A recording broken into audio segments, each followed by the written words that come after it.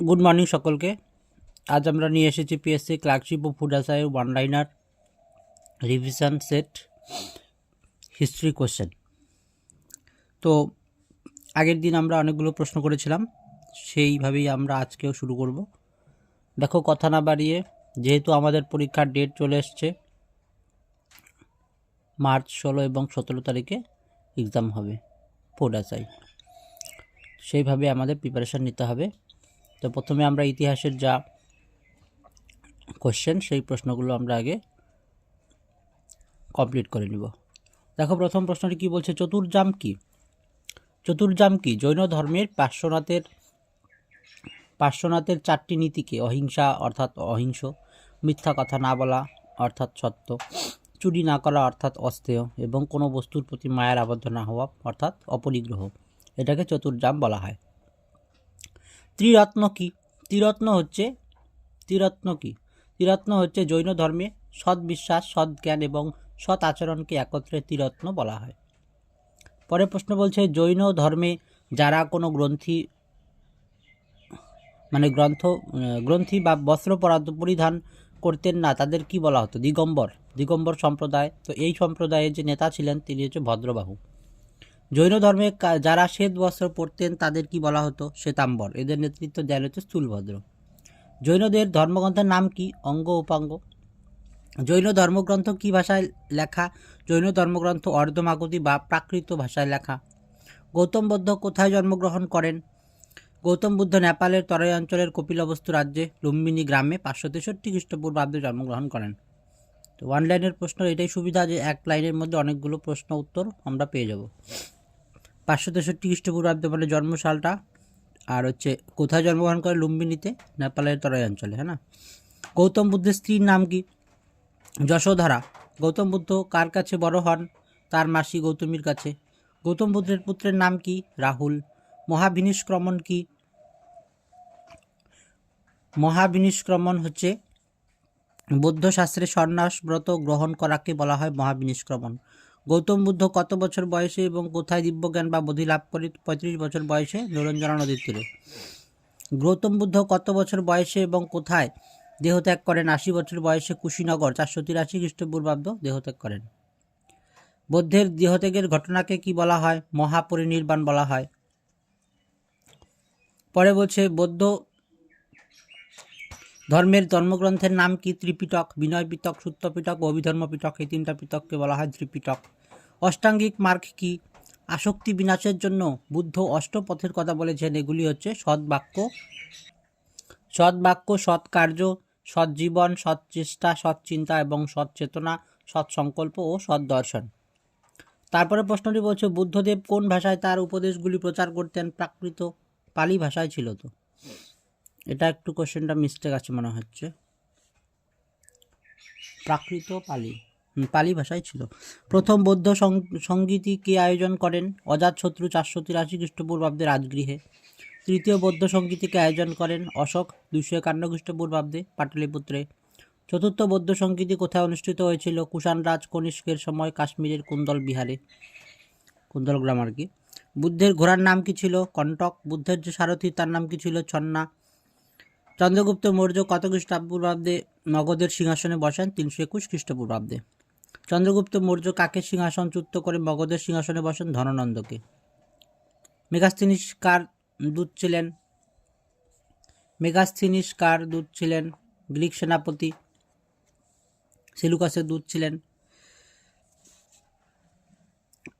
মেগাস্থিনিস কার আমলে ভারতে আসে? মেগাস্থিনিস চন্দ্রগুপ্ত মৌর্যের আমলে ভারতে আসেন। চন্দ্রগুপ্ত মৌর্যের পর মগধের সিংহাসনে কে বসেন? বিন্দুসার। অমিত্রঘাত কার উপাধি ছিল? বিন্দুসারের উপাধি ছিল। অশোক কত খ্রিস্টপূর্বাব্দে সিংহাসনে বসে? 264 খ্রিস্টপূর্বাব্দে। বৌদ্ধ ধর্ম প্রচারের জন্য অশোক কাকে শ্রীলঙ্কায় পাঠান? মহেন্দ্র ও সংঘমিত্রাকে শ্রীলঙ্কায় পাঠান। শ্রীনগর শহরের প্রতিষ্ঠাতা কে? অশোক। অশোকের 2 কন্যার নাম কি? সংঘমিত্রা ও চারুমতি। সাতবাহনের রাজধানী কোথায় ছিল? প্রতিষ্ঠান বা পৈঠান। এক ব্রাহ্মণ উপাধি কার ছিল? এক ব্রাহ্মণ উপাধি ছিল গৌতমীপুত্র সাতকর্ণী। সাতবাহন আমলে গ্রামের শাসনকর্তাকে কি বলা হতো? গমিক। সাতবাহনের যুগে মুদ্রাকে কি বলা হতো? পটিন। মৃচ্ছকটিকম কার রচনা? শূদ্রকের, সাতবাহন যুগে রচিত এটি। সাতকর্ণী শব্দের অর্থ কি? অশ্বপুত্র। কোন শিলালিপি থেকে কলিঙ্গরাজ খারবেল সম্পর্কে বিস্তারিত জানা যায়? হাতিগুম্ফা শিলালিপি। আলেকজান্ডার সেনাপতি কে ছিলেন? আলেকজান্ডারের সেনাপতি কে ছিলেন? সেলুকাস। কোন গুপ্ত রাজা সকারী উপাধি গ্রহণ করে? দ্বিতীয় চন্দ্রগুপ্ত। কোন রাজা প্রথম ভারতের রোমান স্বর্ণমুদ্রার অনুকরণে প্রথম সোনার মুদ্রা প্রচলন করে? ভীম কোচটিসিস। বিখ্যাত আয়ুর্বেদ চিকিৎসক চরক কার ব্যক্তিগত চিকিৎসক ছিলেন? কনিষ্কের ছিল। ইম্পর্টেন্ট প্রশ্ন এটি। সুন্দরানন্দ এবং সারিপুত্র প্রকরণ বই দুটি কার রচনা? অশ্ব ঘোষের রচনা। কুষাণ যুগে কোন পথের মধ্যে দিয়ে চীন ও রোমের সাথে বাণিজ্য হতো? রেশম পথ, যেটাকে সিল্ক রুট বলে। কোন গ্রন্থকে তামিল সাহিত্যের বাইবেল বলা হয়? তিরুবল্লুবার রচিত তিরুকুরালকে। তামিল ভাষায় মহাভারত রচনা করেন কে? পেরুন্দেবানর। তামিল ভাষায় মহাভারতের রচনা করেন কে? পেরুন্দেবানর। পাণ্ডবদের রাজধানী ছিল মাদুরাই। পরে বলছে পাণ্ডবদের রাজকীয় প্রতীক কি ছিল? পোনা মাছ। করিকল কথার অর্থ কি? পোড়া বা দগ্ধ। চোলদের রাজকীয় প্রতীক কি ছিল? বাঘ। চের বংশের রাজকীয় প্রতীক কি ছিল? ধনুক। তারপরে প্রশ্ন বলছে মহাভারতের কয়টি পর্ব রয়েছে? 18টি। রামায়ণের কয়টি খণ্ড রয়েছে? 60টি। সবচেয়ে প্রাচীন স্মৃতি কোনটা? মনুস্মৃতি হচ্ছে সবথেকে প্রাচীন। এ গাইড টু ট্যাক্সিলা বইটি কার রচনা? প্রখ্যাত প্রত্নতত্ত্ববিদ জন মার্শাল। গুপ্তাব্দ কবে শুরু হয়? 26শে ফেব্রুয়ারি 320 খ্রিস্টাব্দ থেকে নতুন বর্ষের গণনা শুরু হয়, যার নাম গুপ্তাব্দ। গুপ্তাব্দ কে চালু করে? প্রথম চন্দ্রগুপ্ত লিচ্ছবি কন্যা কুমারদেবীকে বিবাহ করেন। এলাহাবাদ প্রশস্তি কার রচনা? সমুদ্রগুপ্তের যে সভাকবি ছিল হরিসেন, তার রচনা। সমুদ্রগুপ্তের প্রধানমন্ত্রীর নাম কি? বৌদ্ধ পণ্ডিত বসুবন্ধু। সমুদ্রগুপ্তের প্রধানমন্ত্রী। ঐতিহাসিক ভিনসেন্ট স্মিথ কাকে ভারতের নেপোলিয়ন বলে অভিহিত করেছেন? সমুদ্রগুপ্তকে। তারপরে বলছে দেবী চন্দ্রগুপ্তম নাটকটি কার রচনা? দেবী চন্দ্রগুপ্তম নাটকটি বিশাখা দত্তের। দ্বিতীয় চন্দ্রগুপ্তের প্রধানমন্ত্রীর নাম কি ছিল? বীর সেন। দিনার কি? দিনার দ্বিতীয় চন্দ্রগুপ্তের আমলে স্বর্ণের মুদ্রাকে বলা হতো দিনার। চীনের পর্যটক ফাহিয়ান কার সময় ভারতে আসে? দ্বিতীয় চন্দ্রগুপ্ত। নবরত্ন কাদের বলা হতো? দ্বিতীয় চন্দ্রগুপ্তের রাজসভায় 9 জন পণ্ডিতকে একসঙ্গে নবরত্ন বলা হতো। এই 9 জন পণ্ডিত ছিলেন কালিদাস, বরাহমিহির, আর্যভট্ট, কপনক, ধন্বন্তরী, অমর সিং, শঙ্কু, বররুচি এবং বেতাল ভট্ট। পরের প্রশ্ন, কে বিক্রমাদিত্য উপাধি গ্রহণ করে? দ্বিতীয় চন্দ্রগুপ্ত বিক্রমাদিত্য উপাধি ধারণ করে। ফুকুওকিং কার রচনা? ফাহিয়ানের রচনা। ফুকুওকিং কার সময় নালন্দা বিশ্ববিদ্যালয় গড়ে ওঠে? কুমারগুপ্তের সময়। কার সময় নালন্দা বিশ্ববিদ্যালয় গড়ে ওঠে? কুমারগুপ্তের সময় নালন্দা বিশ্ববিদ্যালয় গড়ে ওঠে। শিলভদ্র কে ছিল? তো শিলভদ্র ছিল নালন্দা বিশ্ববিদ্যালয়ের অধ্যাপক ছিল শিলভদ্র। ঐতিহাসিক রমেশচন্দ্র মজুমদার কাকে কেন ভারতের রক্ষাকারী বলেছেন? তো ভারতের রক্ষাকারী বলেছেন স্কন্দগুপ্ত। হুন আক্রমণ প্রতিহত করেন বলে তাকে ভারতের রক্ষাকারী বলা হয়েছে। গুপ্ত বংশের শেষ শক্তিশালী সম্রাট কে ছিল? বুদ্ধগুপ্ত। কাকে ভারতের এটিল্য বলা হয়? হুন রাজা তোমানের পুত্র মিহির কুলকে ভারতের এটিল্য বলা হয়। গুপ্ত যুগে গিল্ডের সভাপতিকে কি বলা হতো? নগর শ্রেষ্ঠী। গুপ্ত যুগে স্থাপত্য শিল্পের ক্ষেত্রে 2 ধরনের শিল্পরীতি দেখা যায়, একটা হচ্ছে নাগরা আর একটা হচ্ছে দ্রাবিড় শিল্পরীতি। একমাত্র এই যুগে পাহাড় কেটে গুহা মন্দির তৈরি করা হতো। পাহাড় কেটে গুহা